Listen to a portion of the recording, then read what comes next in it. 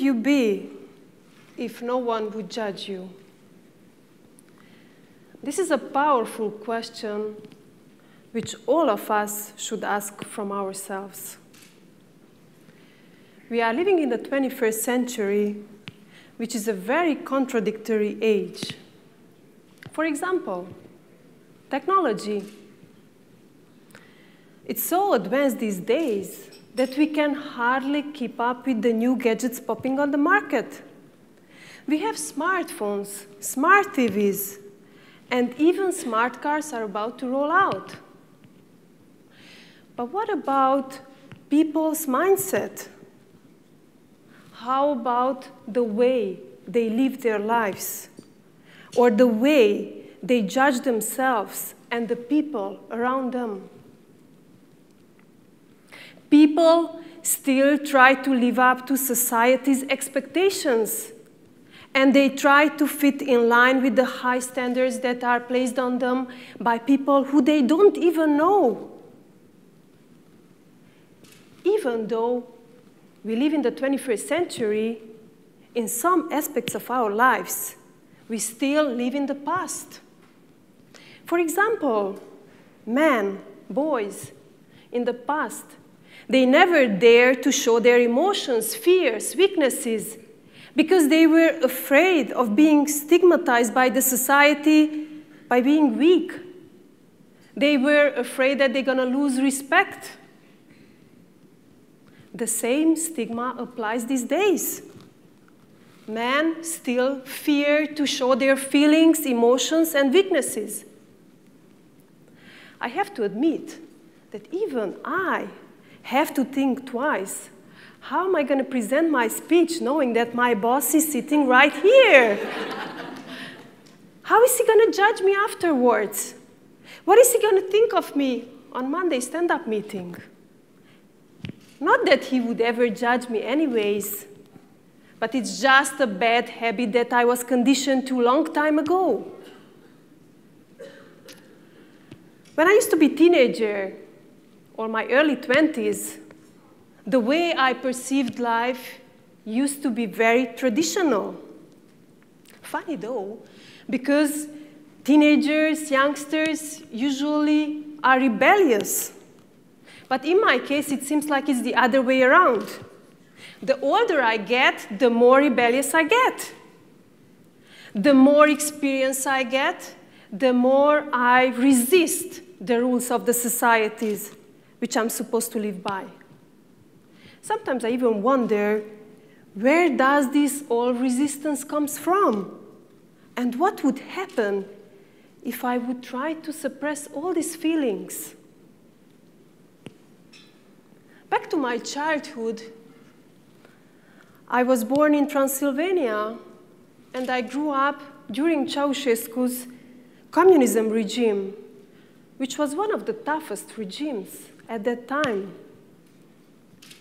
During those years, I was conditioned to see life black and white only, as I was dictated by our president.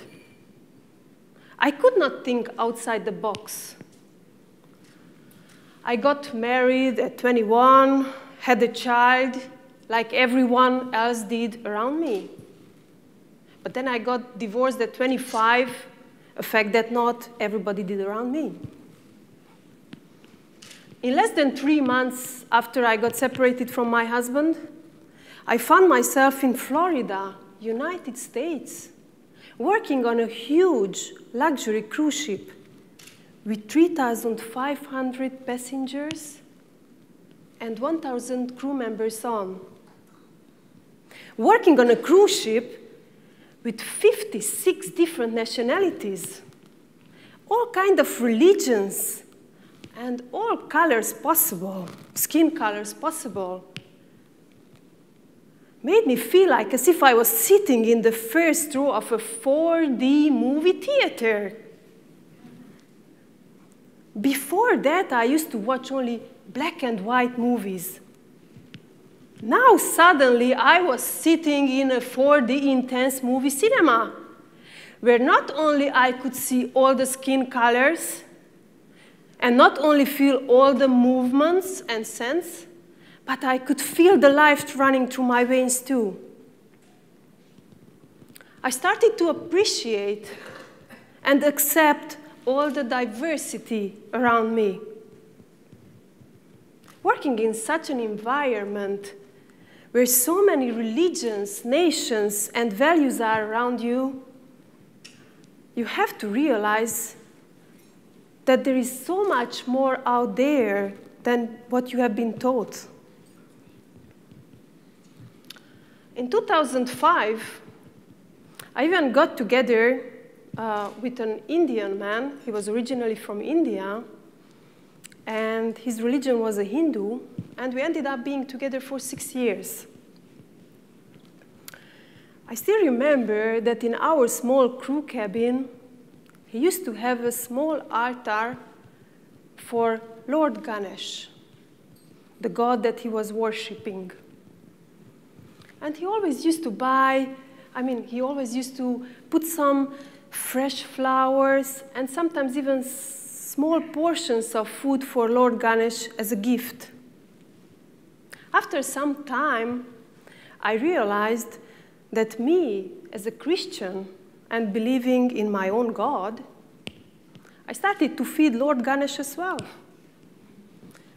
If he was off the ship or he wasn't around, I was the one who was feeding Lord Ganesh and putting flowers for him.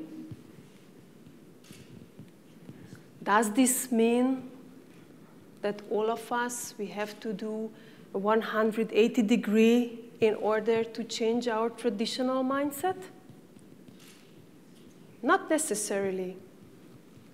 It only means that we have to open our minds and widen our boundaries and accept that the world is changing. The world is constantly changing, even now, while I'm talking to you. Those rules, mindsets, which were working for our great-grandparents, not necessarily works out for these days. It takes courage and guts to open yourself and start changing. However, courage and guts builds muscles and character. The easier the path, the less satisfaction you get out of it. So use your potential, and it's never too late to be whoever you want to be. There is no time limit to this. You can stop whenever you feel like. You can change, or you can stay the way you are. There are no rules to this. However, I hope that you have a life that you are proud of.